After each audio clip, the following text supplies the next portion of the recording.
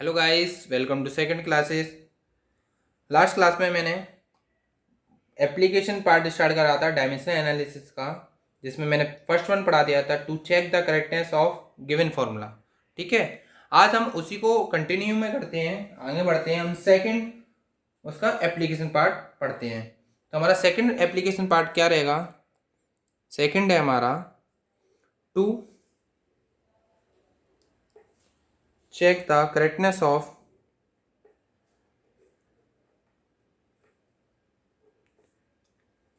Homogeneity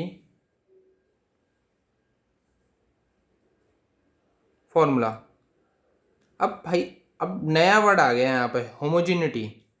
अब homogeneity क्या होता है, तो इसके पीछे में इसका एक प्रिंसिपल बता देता हूँ। चलो डायरेक्ट लिखवा देता हूँ मैं। प्रिंसिपल ऑफ होमोजेनिटी बता देता हूँ तुम्हें।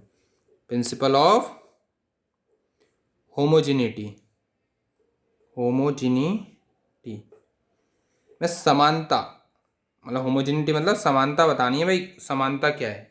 ठीक है, तो पहले तो इसको एक थ्योरेटिकल वे में तो मैं एक लिखवा देता हूँ कि प्रिंसिपल ऑफ होमोजेनिटी क्या होता है। तो प्रिंसिपल ऑफ होमोजेनिटी हमारा होता है the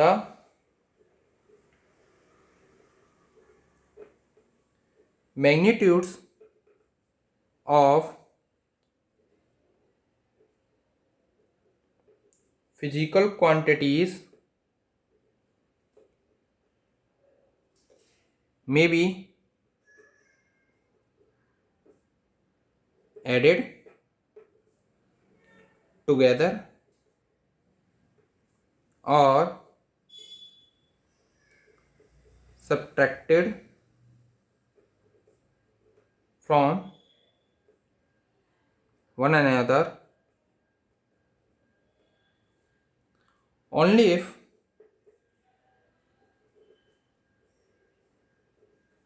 they have the same dimensions.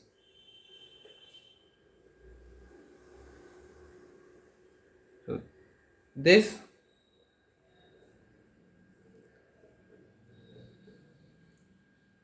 simple principle called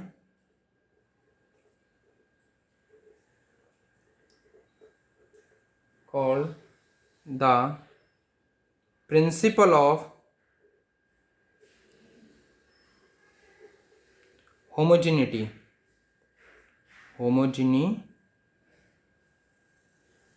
okay, homogeneity of dimension.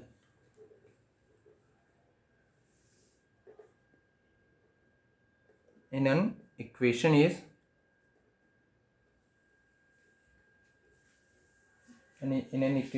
extremely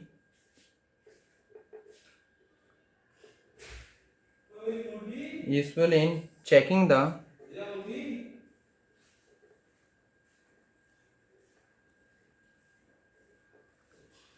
correctness of an equation. हाँ जी, मैं क्या बताना चाह रहा हूँ कि प्रिंसिपल ऑफ होमोजेनिटी का मतलब क्या होता है? The magnitude of physical quantities may be added together, मतलब साथ में जुड़ भी सकती हैं वो दोनों और साथ में सब्ट्रैक्ट भी हो सकती हैं। Only if they have same dimension, जब वो ऐड और माइनस कब होंगी? जब वो सेम डायमेंशन में होंगी। जैसे एग्जांपल मैं लेके बताता हूँ तुम्हें। एग्जांपल जैसे फर्स्ट लॉ ऑफ मोशन ले लेते हैं, v equal to u plus a t. काफ़ी बच्चों ने हाई स्कूल में पढ़ा होगा, नाइन्थ में पढ़ा होगा ये first law of motion, v equal to u plus a t, ninth high school जिसमें पढ़ा हो। ठीक है, तो ये जो होता है ये हमारी ऐड हो रही हैं दो फिजिकल क्वांटिटीज़। तो हमारी ये दोनों जब ही ऐड होंगी जब ये दोनों सेम डायमेंशन की होंगी, अदरवाइज नहीं हो ऐड होंगी। जैसे हम देख लेते हैं डायमेंशन ऑफ यू, देख लेते हैं हम डायमेंशन ऑफ यू देखते हैं। तो यू क्या है? हमारी एक वेलोसिटी है, इनिशियल वेलोसिटी जिसे हम बोलते हैं। इसकी क्या होगी? वेलोसिटी की एल टी माइनस वन होती है। अब हम देख लेते हैं डायमेंशन ऑफ ए टी और देख लेते हैं। तो ए टी क्या है? ए हमारा क्या? एक्सेलरेशन है। ए क्या है हमारा? एक्सेलरेशन। तो एल टी माइनस टू होगा इसका, टी का क्या होगा? टाइम होगा। तो ये क्या हो जाएगा एल -2 + 1 -1। अब ये दोनों सेम है, इसका मतलब ये दोनों ऐड है, तो सेम क्या लिखवाया मैंने, सेम डायमेंशन। क्या लिखवाया मैंने, same dimension, they have the same dimension. तो this principle called the principle homogeneity. तो जो होमोजेनिटी को शो कर रहा है तो इसी को हम बोलेंगे प्रिंसिपल होमोजेनिटी, ठीक है। और in an equation extremely useful checking the correctness of an equation. तो ये इक्वेशन को करेक्टनेस चेक करने के भी हमारे काम में आ जाता है। तो सेम यदि हम इसको सॉल्व करना चाहें तो हम ये भी देख सकते हैं डायमेंशन ऑफ v। तो ये हमारी क्या है, फाइनल वेलोसिटी होगी, ये इसका भी क्या हो गया, LT-1 हो गया। तो अब ये दोनों ऐड हुए हैं तो भाई सेम ही रहेगा, और भाई डायमेंशन है सेम, तो भाई दोनों की सेम डायमेंशन है तो ये पूरे का भी हम सेम गिनेंगे। तो मतलब लेफ्ट हैंड साइड का और equal to right hand side, दोनों इक्वल हो गए, इसका मतलब बोथ आर इक्वल। तो hence formula is right, hence the given formula is right, given formula is right. Okay, तो ये हमारा प्रिंसिपल होमोजेनिटी हमारा बताता है ना। अब हम इसमें एक नोट पॉइंट और लिख लेते हैं। नोट पॉइंट क्या रहेगा हमारा, चलो नोट पॉइंट हम लिख लेते हैं। नोट पॉइंट क्या रहेगा, नोट पॉइंट ये याद रखना है, इफ द डायमेंशंस ऑफ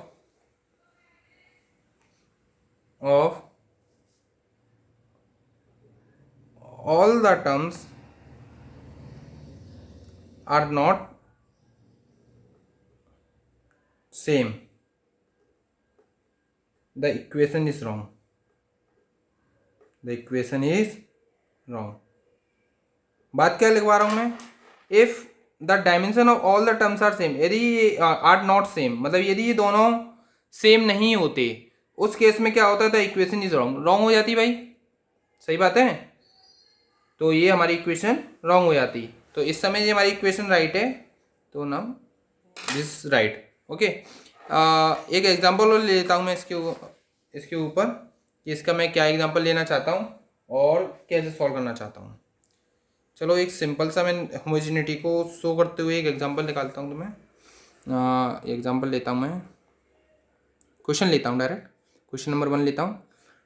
एक v इक्वल टू इक्वेशन दी हुई है मैं AT³ plus BT² plus CT। Okay, यहाँ ABC 3 डायमेंशन, हमें इसकी डायमेंशन बतानी है। तो बताना हमें dimension of A, B and C, इसके डायमेंशन हमारे क्या होंगे। ये होमोजेनिटी इक्वेशन को शो कर रहा है, इसमें बता दिया क्वेश्चन के अंदर। ओके, और वेयर यहाँ पे हमारा v क्या है, v हमारी यहाँ पे वेलोसिटी है, और t क्या है हमारा यहाँ पर टाइम है। इस टाइप के क्वेश्चन बहुत आते हैं एग्जाम में, बहुत ज़्यादा आते हैं, बहुत ज़्यादा। तो इन क्वेश्चनों को करना काफ़ी अच्छा है। तो नाउ सॉल्यूशन करते हैं हम इस क्वेश्चन को। ओके, तो हम सीधे स्टार्ट करते हैं। अब तो जब ये हमारी इक्वेशन ये वाली किसको शो कर रही है हमारी, हाँ जी, इक्वेशन सभी हमारी क्या है, प्रिंसिपल ऑफ होमोजेनिटी को शो कर रही है, क्योंकि ये ऐड तभी हो सकती हैं जब ये इन तीनों की डायमेंशन सेम हो। ओके, तो हम इन सबको सिर्फ v से कंपैरिजन करेंगे, किससे, v से, क्योंकि इन दोनों का कंपेरिजन करने पे a और b में फंस जाएंगे तो फिर क्या फ़ायदा। ठीक है, तो सीधे हम किससे करेंगे, v से कंपेरिजन करेंगे। तो हम करेंगे, लिखेंगे dimension of v equal to dimension of AT³। Dimension of v क्या है हमारा, LT-1। ए तो हमारा एक कांस्टेंट है, ठीक है, मतलब एक तरीके से कांस्टेंट है, तो हम ये लिख सकते हैं इसको dimension of A multiply by T का क्या है हमारा टी, तो क्यूब। ओके, ये इधर चले आएगा तो क्या हो जाएगा, मैं इसको ले सकता हूँ डायमेंशन ऑफ ए, ये LT-1 है। जब ये नीचे इधर चला गया तो क्या आ जाएगा, T3 हो जाएगा। ये ऊपर गया तो T-3, तो T-4 हो जाएगा। तो ये आएगा dimension of A equal to LT-4 हो जाएगा। ये इसका हमारा क्या हो जाएगा, आंसर हो जाएगा। ए का क्या हो जाएगा, डायमेंशन हो गया। फर्स्ट आंसर तो हमारा इधर आ गया भाई। अब नेक्स्ट चलते हैं, dimension of V equal to dimension of B T square by homogeneity, ये इसके इक्वल हो जाएगा।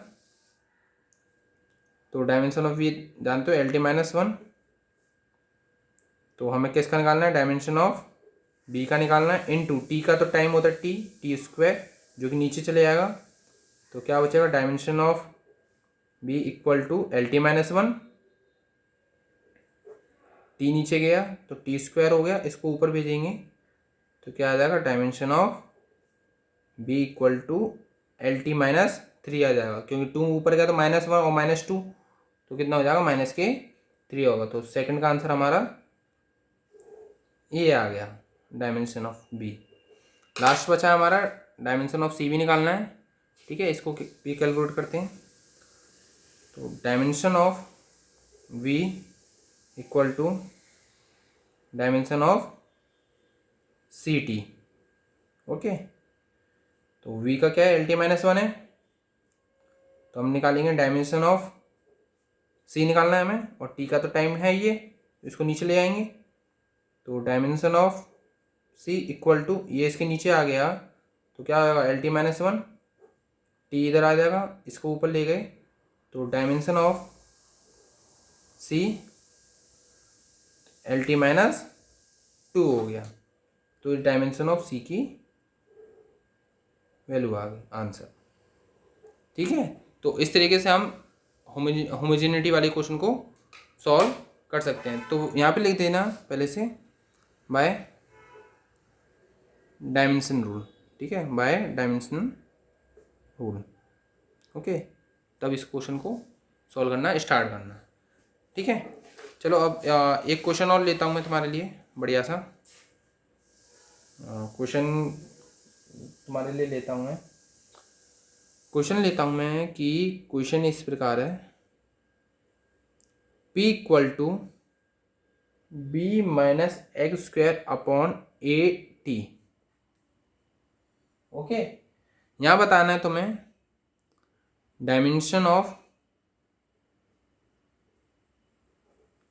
ए एंड बी। क्या बताना है, dimension of A and B, where, यहाँ पे बता देता हूँ, where P is pressure and X is speed, T is a time, okay. ये है हमारा। चलो अब करते हैं हम इस क्वेश्चन को solution by dimension form rule, by dimension rule, इसके रूल के अकॉर्डिंग कर चलेंगे हम। रूल क्या है हमारा, अब देखो ये प्लस माइनस हो रहा है आपस में। अब देखो ये माइनस है तो ये तभी प्लस माइनस हो सकते हैं जब इन दोनों की यूनिट क्या हो, सेम हो। तो हम क्या ले सकते हैं, B dimension of B equal to dimension of X square, होगा कि नहीं होगा। तो डायमेंशन ऑफ एक्स स्क्वायर कितना है, एक्स क्या है हमारा, एल टी माइनस वन, क्योंकि तेरी स्पीड है डिस्टेंस बाय टाइम, इसका स्क्वायर है तो L square T minus two हो गया। तो ये हो गया हमारा डायमेंशन ऑफ बी हो गया, ये इसका आंसर हो गया, ओके। जरूरी नहीं है कि ए पहले निकल ही नहीं सकता, क्योंकि जब तक हमारे इसका ना पता हो, ठीक है। अब हम क्या करेंगे, डायमेंशन ऑफ पी लिखेंगे किसके बराबर में, ये पूरा इक्वल के, ठीक है। Dimension of P equal to dimension of B minus X square upon A T. B minus X square की सेम डायमेंशन है तो इसका L square T minus two लिखेंगे। ए का तो हमें पता ही नहीं है तो इसको हम लिखेंगे डायमेंशन ऑफ ए, और इनटू टाइम का क्या है हमारा, टी, और इसका लिखेंगे हम डायमेंशन ऑफ पी का प्रेशर है तो प्रेशर का होता है M L minus one T minus two, भाई फॉर्मूले याद कर लेना, वरना नहीं कर पाओगे क्वेश्चनों को सॉल्व। ठीक है, ये नहीं कि देख देख के करो, याद करना, प्रैक्टिस में करना, आराम से क्वेश्चन हो जाएंगे, बहुत सिंपल है। ठीक है, और डायमेंशन ऑफ ए को इधर भेज दो, इसको इधर भेज दो, तो डायमेंशन ऑफ ए हो गया हमारा, ये तो L square T minus two हो गया, ये नीचे आ गया M L minus one T minus two, और टाइम है टी, ये तो पूरा कैंसिल हो गया। ओके, ये ऊपर गया तो क्या हो गया, एम ऊपर गया तो एम माइनस वन हुआ, एल ऊपर गया तो प्लस टू और प्लस वन, एल थ्री हो गया, टी ऊपर गया तो टी इनवर्स हो गया। तो डायमेंशन ऑफ ए कितना आ गया, M minus one L three T minus one, ये इसका आंसर हो गया। ठीक है ना, चलो एक क्वेश्चन और लेते हैं, ये इसको क्वेश्चन नंबर 2 लिख लेना। क्या लिख लेना, क्वेश्चन नंबर 2। एक और क्वेश्चन करते हैं, चलो। हाँ, क्वेश्चन लेते हैं, question number 3, question number 3 question लेता हूँ मैं, v equal to A T square minus B upon C plus T. चलो ये लेता हूँ, v is velocity, t is time, जहाँ पे हमें डायमेंशन बताना है, dimension of a comma B and C की। ओके, चलो let start, okay, by dimension rule, by dimension rule क्या बोलता है। अब देखो, पहले ये देखना कि सबसे इजीली तरीके से हमारा कौन सा निकलेगा, सबसे इजीली तरीके से हमारा कौन, यदि हम इन दोनों को इक्वल करते हैं तो एक ही निकल जाएगी बड़े आराम से। अब ये पूरा इक्वल इसके करेंगे तो नहीं हो पाएगा, तो अब देखो यहाँ पे प्लस माइनस हो रहा है नीचे, तो इन दोनों को प्लस माइनस तभी हो सकता है जब दोनों की डायमेंशन कैसी हो, इक्वल हो। तो ये हमारा प्रिंसिपल ऑफ होमोजेनिटी बताता है कि ये प्लस माइनस तभी हो सकते हैं जब इन दोनों की डायमेंशन या यूनिट सेम हो। ओके, तो चलो इसी को हम सबसे पहले लिखते हैं, dimension of C equal to dimension of small T. तो ये तो हमें निकालना ही है, डायमेंशन ऑफ सी क्या हो गया, सीधे टी हो गया, तो डायमेंशन ऑफ सी का सीधा सीधा आंसर क्या हो गया, टी हो गया।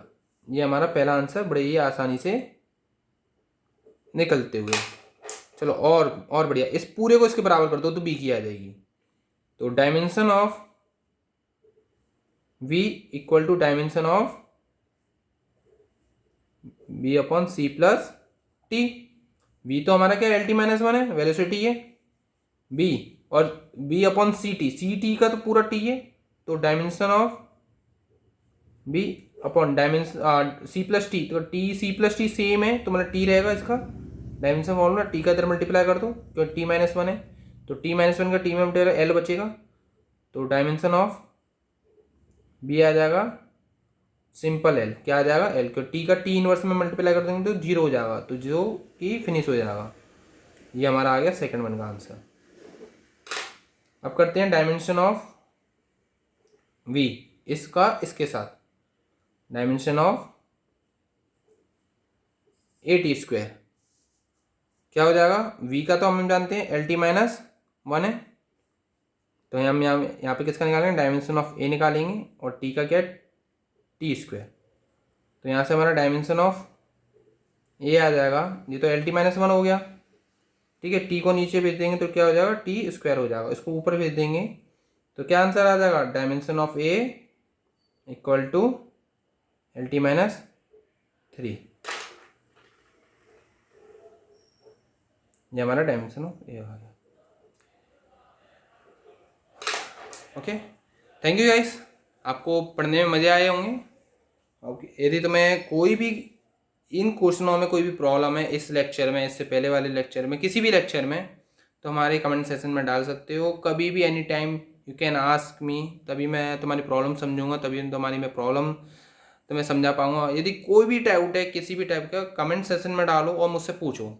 Okay, okay, bye, take care.